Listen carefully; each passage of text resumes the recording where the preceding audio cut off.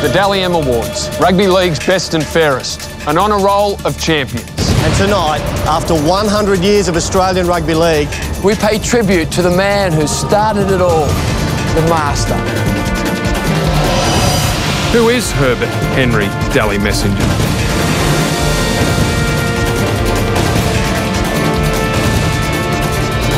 He's Benji Marshall's flick pass. he's Cameron Smith's shrewd instinct. He's Hazem El Masri's pinpoint accuracy. And Greg Inglis's freakish agility. He's Alan Tung's raw determination. And Nathan Hindmarsh's desperate defence. He's Billy Slater's ability to find open spaces. He's Jonathan Thurston's scheming intuition. Darren Lockyer's calculating surety. He's Steve Price's courage under fire. He's Kurt Gidley's unrelenting strength. And Steve Menzies' virtuous commitment. He's State of Origin.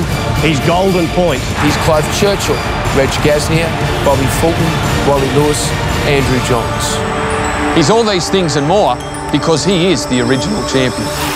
At the dawn of Rugby League, Dally Messenger was the biggest name in sport. Wherever Dally went, the crowds followed. And upon joining the Rugby League breakaway, he ensured the supremacy of the next 100 years. 200 years. The next millennium! Now there's something to ponder. So after a century of rugby league history, whose name will carry on the legacy of Australia's first sporting superstar? Welcome To the 2008 Dally M Awards.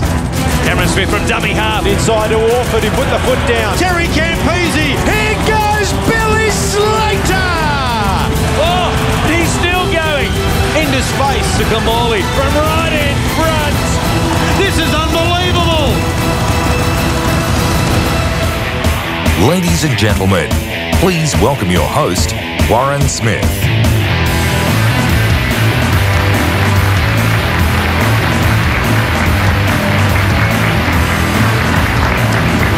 Thank you. Hello, everybody, and thank you for joining us here on the eve of the finals in this centenary season. Once again, the scenes on the red carpet didn't disappoint, and I'm sure we are in for a Dally M medal count that's every bit as eye-catching here tonight.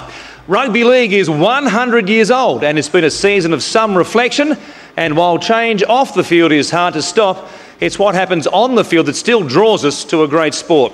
Fans keep coming to see the game, to see the pure footballing genius of Darren Lockyer, the freakish ability of Benji Marshall, the endurance and the will to win of Kurt Gidley, and the Roosters' Craig Fitzgibbon, putting his team before himself and getting on with the job despite the disappointment of losing his team's captaincy. They're marvellous players, all of them, and tonight is all about recognising the best in the game through the presentation of the 27th medal that has been struck in honour of the great Dally Messenger, a member, of course, of the Team of the Century, and a man whose own footballing skills a century ago ensured that a fledgling sport was indeed here to stay. Now, when voting in this year's count went secret 10 weeks ago, it was no surprise the Dally M leaderboard was dominated by Storm and Sea Eagles players. Melbourne fullback Billy Slater has provided a career's worth of highlights in just one season and was poised to make a charge at becoming only the second fullback to take out the Dally M. His teammate and Storm captain Cameron Smith already has one Dally M medal in his keeping after taking out the prize, of course, back in 2006.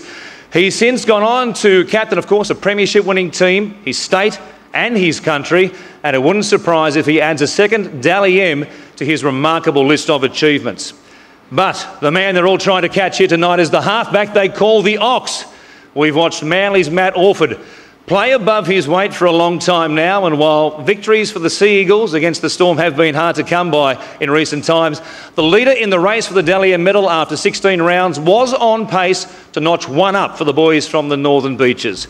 Can he go on with the job? Or will somebody back in the pack, such as Canberra's Terry Campese, run him down after putting together a push to the finals that just might see him finish with being named in the Australian squad, of course, for the upcoming World Cup?